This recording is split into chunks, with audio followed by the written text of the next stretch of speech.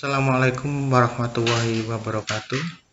Kembali kita bergabung dalam pembelajaran daring Mapel Bahasa Indonesia kelas 9 SMP dengan materi pokok teks laporan percobaan.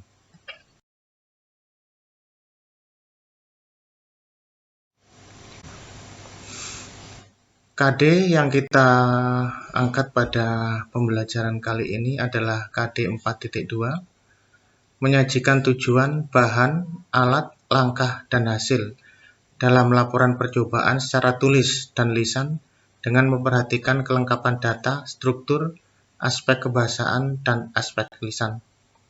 Sedangkan tujuan dari pembelajaran kali ini adalah setelah peserta didik mengikuti seluruh proses pembelajaran kali ini, diharapkan mereka dapat menulis terbatas teks laporan percobaan berdasarkan peta konsep. Waktu yang tersedia 2 kali 40 menit. Alur pembelajaran pada pembelajaran kali ini adalah seperti berikut ini. Aktivitas pertama, kita nanti mencoba melakukan pemahaman konsep. Kemudian disusul dengan aktivitas yang kedua, mengamati model menyusun tulisan terbatas teks laporan percobaan. Kemudian disusul dengan aktivitas yang ketiga, menyusun kerangka tulisan terbatas. Kemudian aktivitas yang keempat, menyusun tulisan terbatas teks laporan percobaan. Kita masuk pada aktivitas yang pertama, yakni pemahaman konsep. Yang dimaksud menyusun tulisan terbatas di sini adalah membuat karya tulis yang terbatas pada suatu hal yang ditentukan. Pada kegiatan nanti, kita menulis berdasarkan peta konsep yang sudah ada. Jadi, tulisan kita nanti dibatasi pada apa yang tersaji pada peta konsep yang ada. Kegiatan ini merupakan bagian pertama menulis teks laporan percobaan, dan pada bagian berikutnya, kita akan menyusun teks laporan percobaan berbasis proyek.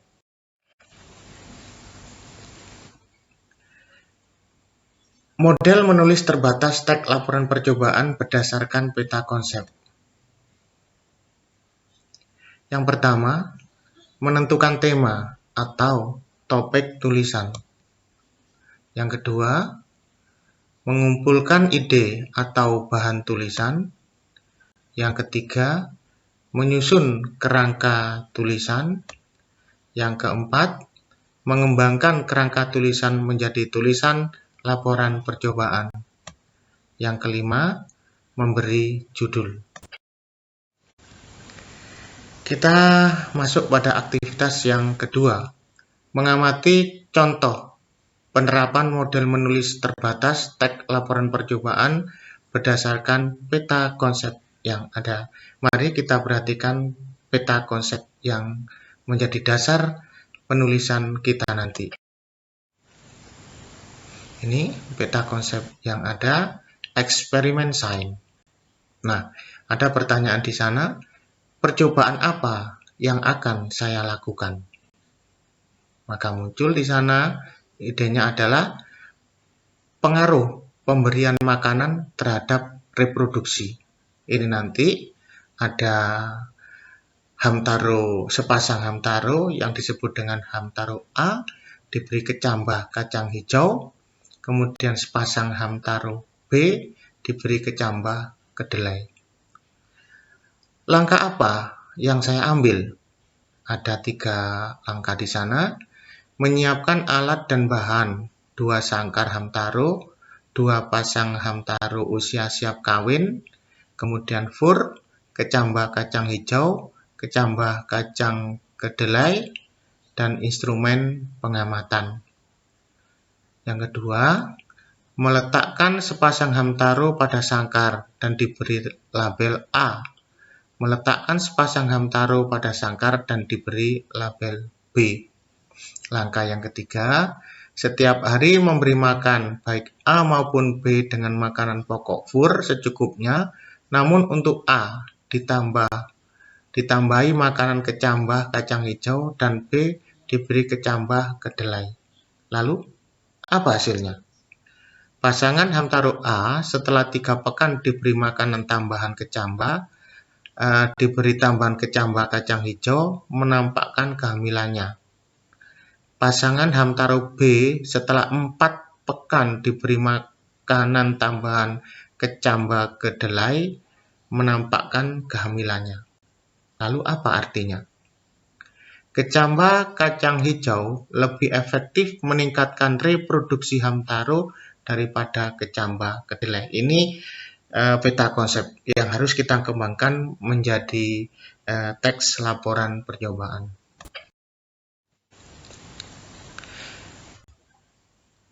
Untuk tahap 1 dari model menulis terbatas tadi, menentukan tema atau topik tulisan. Oke, berdasarkan peta konsep tadi kita lihat tema atau topik tulisan. Pengaruh makanan terhadap reproduksi. Ini tema atau topik yang bisa kita ambil dari peta konsep yang sudah ada. Masuk pada tahap yang kedua, mengumpulkan ide atau bahan tulisan. Informasi-informasi berkaitan dengan topik percobaan tadi kita cari dari buku-buku atau paling gampang dari internet. Contohnya seperti ini. Hamtaro adalah salah satu hewan peliharaan yang favorit di rumah. Para peternak sering memberikan makanan tambahan berupa kecambah kacang hijau atau ada juga yang memberinya kecambah kedelai agar binatang lucu ini cepat berkembang biak. Kecambah banyak mengandung vitamin E yang diasumsikan mampu meningkatkan reproduksi. Ini sekedar contoh untuk pengumpulan ide atau informasi penting berkaitan dengan objek penelitian. Kalian nanti bisa banyak menggali informasi atau bahan tulisan dari sumber-sumber yang ada. Tahap yang ketiga, kita menyusun kerangka tulisan. Seperti ini. Bagian tujuan. Isi kerangka karangannya untuk tujuan membandingkan keefektifan makanan terhadap reproduksi. Kemudian alat dan bahan, sangkar Hamtaro, fur, kecambah kacang hijau, dan kecambah kedelai. Langkah-langkahnya, meletakkan Hamtaro pada sangkar dan tiap hari diberi makanan pokok dan tambahan kedelai kacang hijau untuk pasangan A dan kecambah kedelai untuk pasangan B, mencatat perkembangannya. Hasil percobaan, 3 pekan setelah dipelihara, pasangan A hamil. Pasangan B hamil setelah 4 pekan dipelihara. Simpulannya, kecambah kacang hijau lebih efektif meningkatkan reproduksi Hamtaro. Oke. Tahap yang keempat, mengembangkan kerangka menjadi karangan. Seperti ini hasilnya. Belum ada judul, karena tadi judul kita masukkan di tahap yang terakhir. Hamtaro adalah salah satu hewan peliharaan yang favorit di rumah. Para peternak sering memberikan makanan tambahan berupa kecambah kacang hijau atau ada juga yang memberinya kecambah kedelai agar binatang lucu ini cepat berkembang biak. Kecambah banyak mengandung vitamin E yang diasumsikan mampu meningkatkan reproduksi.